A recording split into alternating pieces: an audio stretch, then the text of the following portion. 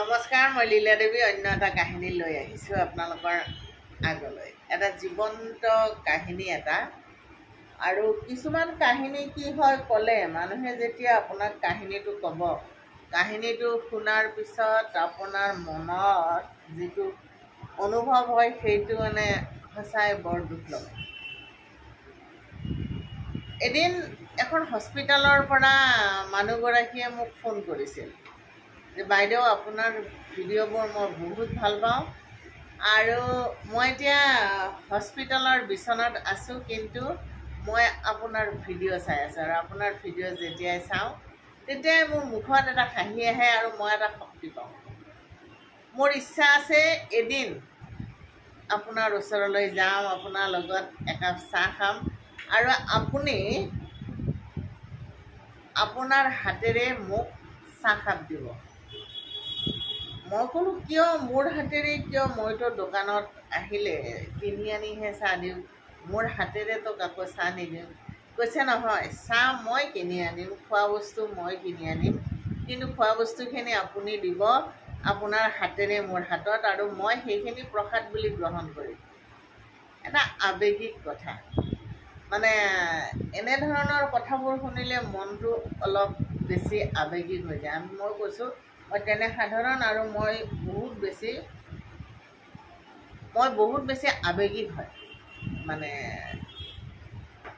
কি ক'ম আৰু মই কি সুখতো বহুত হাঁহোঁ, দুখতো বহুত কান্দোঁ। যদিও ধৰ্ম গ্ৰন্থ বহুত পঢ়োঁ, মই স্থিতপ্ৰজ্ঞ নহয়, মই বহুত বেছি ইম'চনেল।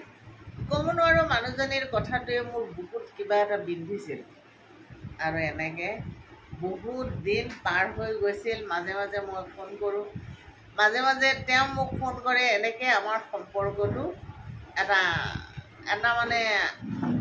কি বুলি কয় আৰু বাই ভনীৰ সম্পৰ্ক এটাৰ নিচিনা হৈছিল। আৰু হঠাৎ এদিন তেওঁ মোক জনালে যে তেওঁৰ শৰীৰত যিটো ৰোগ ধৰা পৰিছে তাৰ পৰা বচাৰ এতিয়া আৰু কোনো উপায় নাই। গতিকে তেওঁ মোক ক'লে যে মোৰ কিজানি আপোনাক আৰু এইটো জনমত লগ পোৱাই নহ'ব।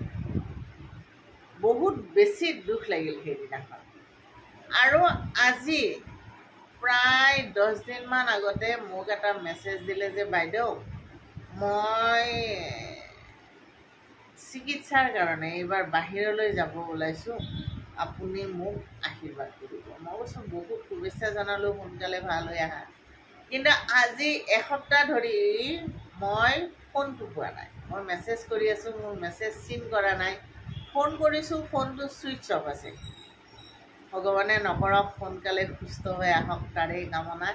কিন্তু এই যে ফোন কৰিছোঁ, ফোনটো পোৱা নাই আৰু মেছেজ কৰিছোঁ, তাৰ যে ৰিপ্লাই পোৱা নাই, তাৰপিছত মনটোত কিবা এটা আৱেগে খেলাই আছে, কিবা এটা ভাল নলগা অনুভৱে ক্ৰিয়া কৰি আছে।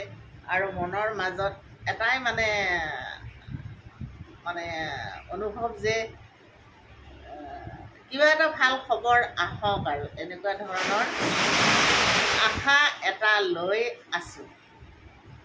কেতিয়াবা কিছুমান কথা আৰু কিছুমান অনুভৱে মনটোক দুখী কৰি তোলে।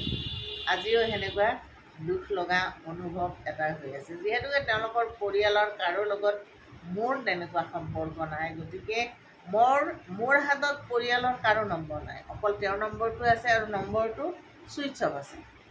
এইটো বহুত বেয়া লাগি আছে।